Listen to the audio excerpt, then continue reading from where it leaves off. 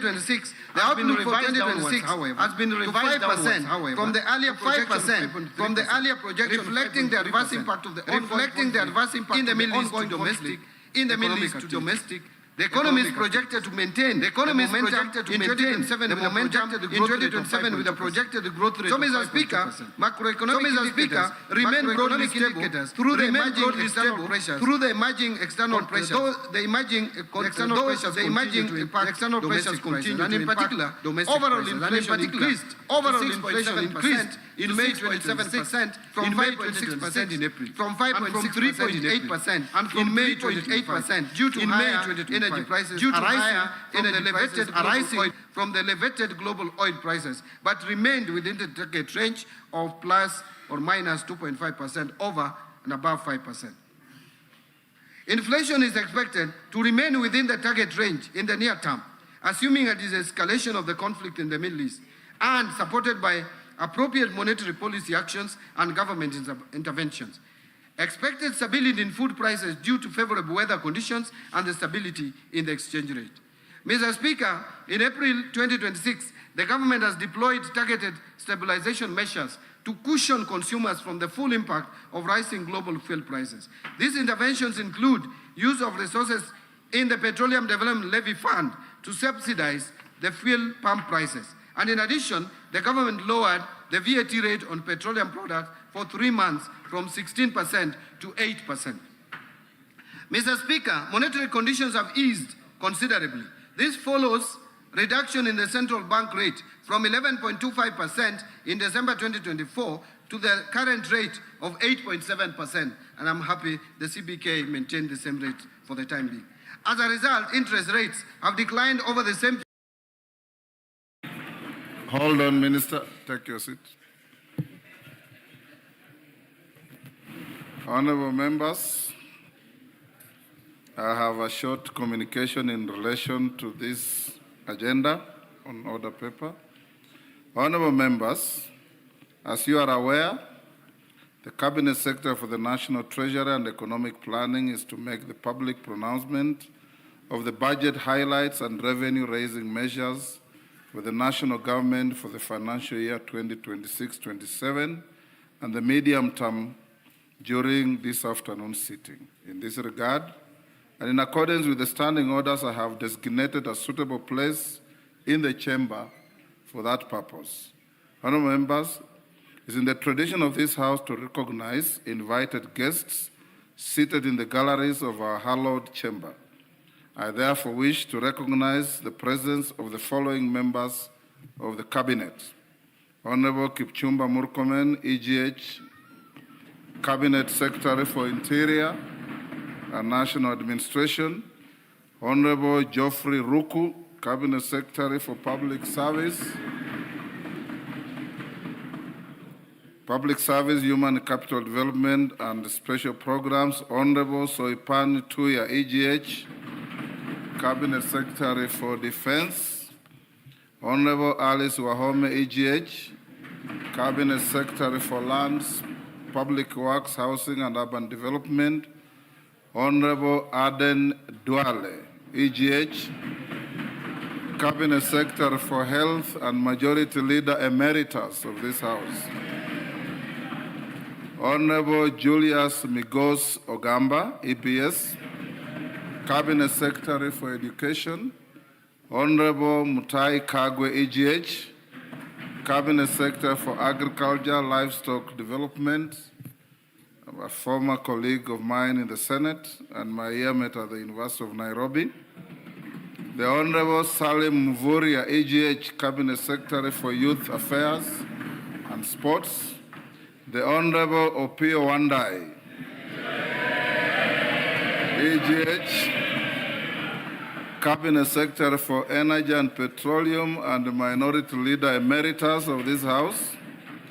Mrs. Hannah Wendot Cheptumo, Cabinet Secretary for Gender, Culture and Arts and Heritage. Honorable Dorcas Oduor, Senior Counsel, EGH, the Attorney General. Mrs. Mercy Wanjao, EGH, Secretary to the Cabinet. Honorable members, I also acknowledge all principal secretaries and their accompanying officials.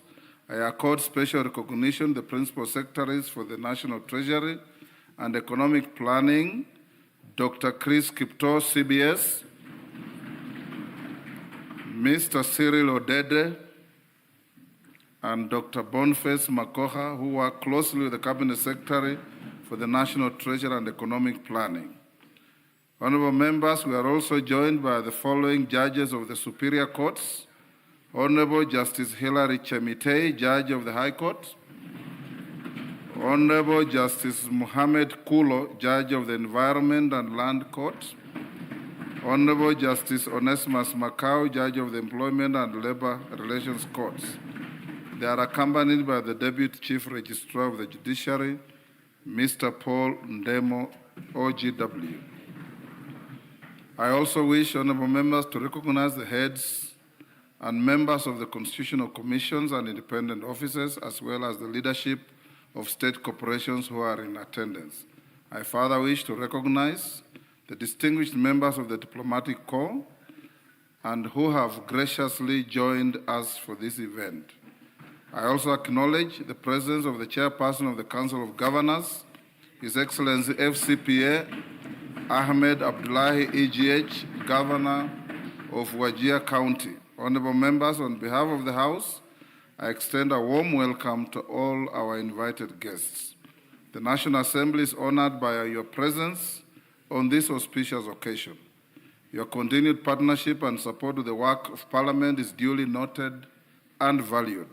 Honorable members, I now interrupt the business of the House to allow Honorable FCPA John Badi, EGH, the Cabinet Secretary for the National Treasury and Economic Planning, also former leader of the minority party in the National Assembly, to make public pronouncement of the budget highlights and revenue-raising measures for the national government for the financial year 2026-2027 and the medium term. The Cabinet Secretary for the National Treasury, Honorable FCPA John Bandi, EGH, you may now proceed with your afternoon job.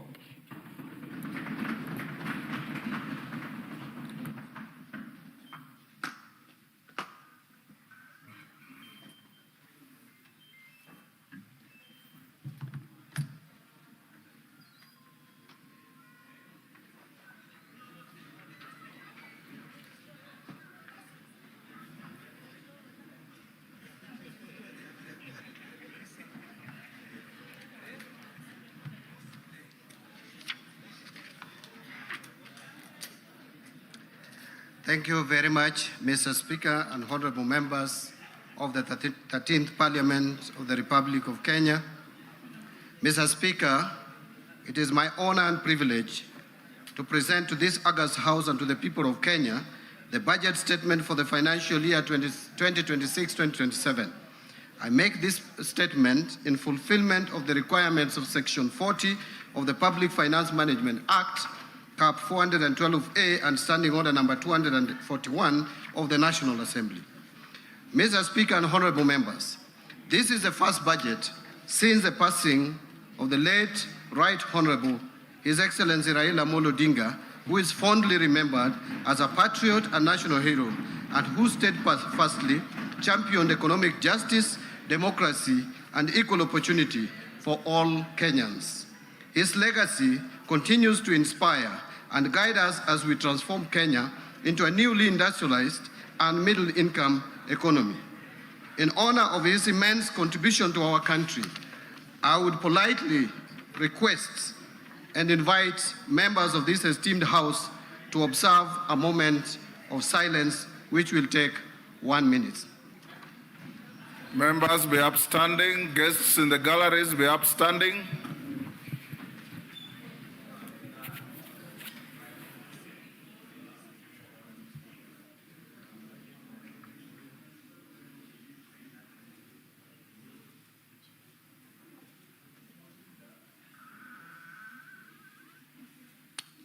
Thank you very much.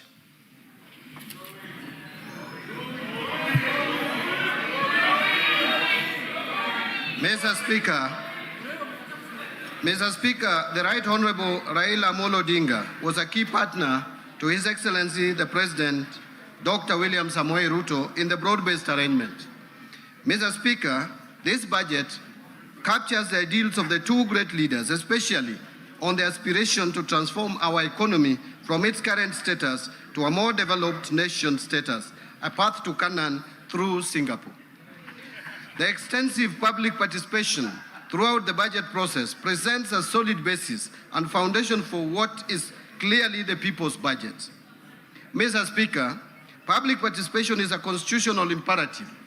In compliance with this requirement, I personally led extensive public engagements with Kenyans from across the country in the last 1 year.